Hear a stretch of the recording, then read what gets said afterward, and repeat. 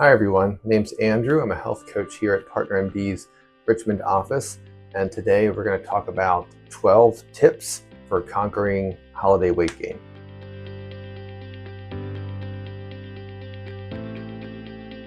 It's actually that 6 weeks between Thanksgiving and New Year's has quite a big impact on people's yearly weight gain.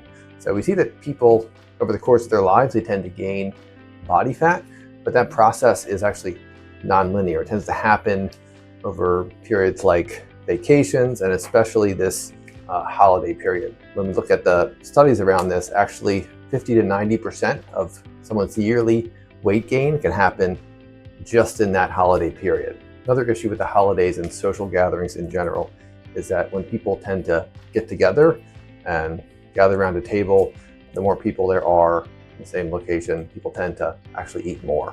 So this can be because there's multiple courses, people seeing other people eat encourages them to eat more.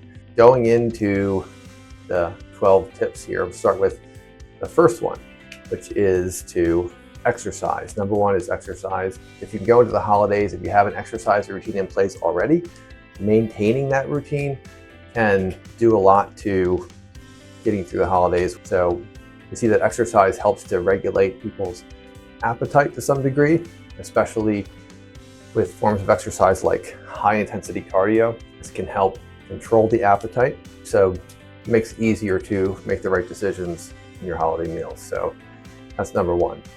Number two is prioritize protein consumption. One of the hypotheses for the obesity epidemic is something called the protein leverage hypothesis. According to this hypothesis, people will tend to continue to consume calories to a point where a certain protein threshold is reached.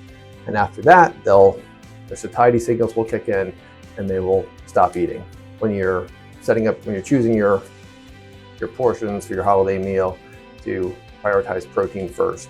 That can help to take some of the edge off your hunger, increase those satiety signals a little bit.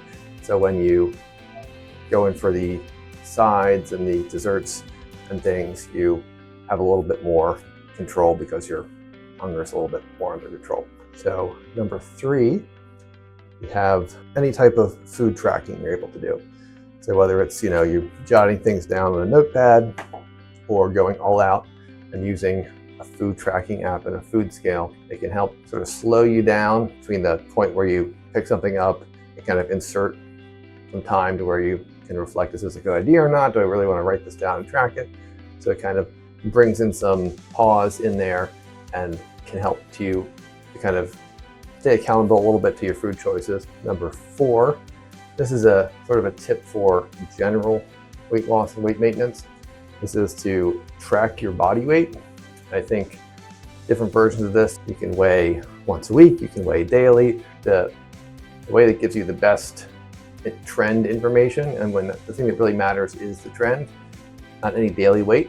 You can see that daily weights can fluctuate anywhere from, in extreme cases, 10 pounds, but usually somewhere 3 to 5 pounds day to day. So if you weigh every day and take the average of those weights, you can have a better idea of where your weight trend is heading. And if you're trying to adhere to a goal, it's helpful to have some kind of objective way to measure your success with that goal. And that's what body weight tracking provides for a lot of people. Another accountability tool, number five, is to actually write a contract for yourself. So this is a sort of personal version of goal setting where you sit down and write out exactly what it is you want to achieve. You can kind of get a jump on the new year for goals, health goals you want to achieve for yourself.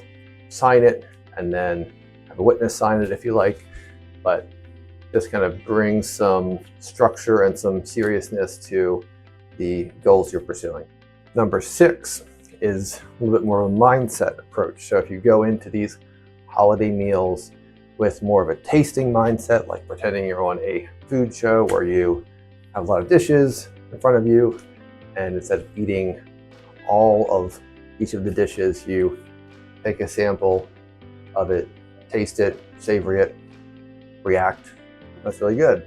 Let me try something else. And if you can just taste each thing versus stuff yourself with a big portion of each thing, you can tend to have both the experience of trying the food and then limit the amount you're consuming of it. Number 7 is to practice cognitive restraint, with the emphasis on practice.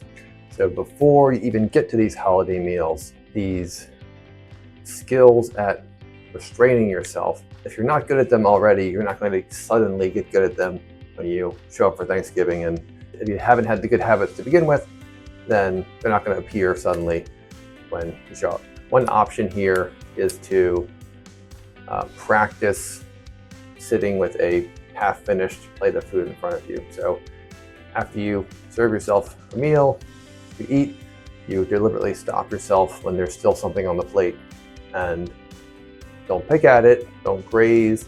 You're just practicing kind of having that control of the food being in front of you and not having any. And something you can get better at. Another thing to practice could be slowing down your eating. So you are kind of drawing that out, kind of taking smaller bites, chewing more, eating more slowly. You can give your body a chance to send more satiety signals. Number 8 is avoid alcohol. Alcohol is kind of a triple whammy for weight gain. So it's got calories by itself, got calories, and they don't have really any nutrition coming in with them. It will lower your inhibition, so people tend to snack more, and then they also will impact your sleep quality. And we see that people who have a poor night of sleep tend to eat 300 to 500 extra calories on average the next day.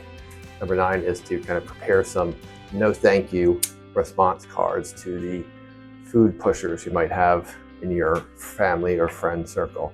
People say, why aren't you eating? Why don't you have more of this? I made this special for you. And just kind of coming up in advance with writing out some lines, say like, no, thank you, that's really nice of you, it looks delicious, but it might seem like overkill, but just having that preparation, writing it out on a note card or something in advance, give you a sense of confidence that you're a little bit more prepared to say, that's all right, I'm good, looks delicious, but thank you. Number 10 is bring your own dish. You bring a healthy meal you prepared on your own. You'll know what goes in it. You can make it so it's higher protein, higher fiber, whatever type of diet you're sticking to, low carb, low processed food, whatever it is, you can make it fit your plan. Have some of that, have some protein, and then have a couple of tastes of some things you really want to try. And that approach can work too. Number 11 is focus on other non-food related activities at the holidays. So there's a lot that goes on at the holidays. I mean, food is often a big part for a lot of people, but there's other things happening. So focusing on enjoying conversations with people you maybe haven't seen in a while. Games, so some people play games at holidays. You can bring your own game that's not food related, and going on things like a walk after a meal where everyone's not sitting there grazing more after a meal, helping with the cleanup right away so you're not tempted to pick at things. And then things like holiday traditions, come up with a new tradition, activities you can do that aren't food related. Number 12 is throw out the leftovers. A lot of people have hard trouble doing this because they say it's wasteful. Give it away to people who want it. That's great. But if it's not in alignment with your goals, it's only going to hurt you. And you think about how much money you spend on your health in different areas. It's not really a waste to just throw out some extra food that's going to pack on the pounds. So there you have it. That's 12 tips for conquering holiday eating. So I hope you found that helpful. Once again, I'm Andrew, health coach here at our PartnerMD's Richmond office on Forest Ave. Thanks for watching, and I'll talk to you next time.